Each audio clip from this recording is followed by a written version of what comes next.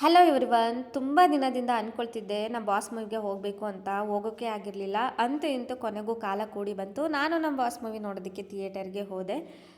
ನನಗಂತೂ ಫುಲ್ ಅಂದರೆ full excitement ಇತ್ತು. ನಮ್ಮ ಬಾಸ್ ಹೇಗೆ ಆ್ಯಕ್ಟಿಂಗ್ ಮಾಡಿದ್ದಾರೆ, ಎಷ್ಟು ಬೇಗ ನೋಡ್ತೀನೋ ಅಂತ ಅನಿಸ್ತಿತ್ತು. ಆ ಕಾಲ ಕೊನೆಗೂ ಹತ್ತಿರ ಬಂತು. ಸೊ ನಾವು ಮೂವಿನ ನೋಡೋದಕ್ಕೆ ಹೋದ್ವಿ, ಥಿಯೇಟರಲ್ಲಿ ಕೂತ್ಕೊಂಡ್ವಿ. ಕೊನೆಗೂ ಮೂವಿ ಸ್ಟಾರ್ಟ್ ಆಗೇ ಹೋಯಿತು.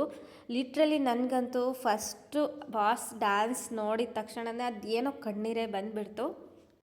ಒಂದು ಹೀರೋ ಅನುಪಸ್ಥಿತಿಯಲ್ಲಿ ಇಷ್ಟೊಂದು ಸಖತ್ತಾಗಿ ಮೂವಿನ ಪ್ರಮೋಟ್ ಮಾಡ್ತಿದ್ದಾರೆ ಅಂತ ಅಂದರೆ ನಮ್ಮ ಬಾಸ್ ಅಭಿಮಾನಿಗಳಿಗೆ ಸಲ್ಯೂಟ್ ಮಾಡಲೇಬೇಕು.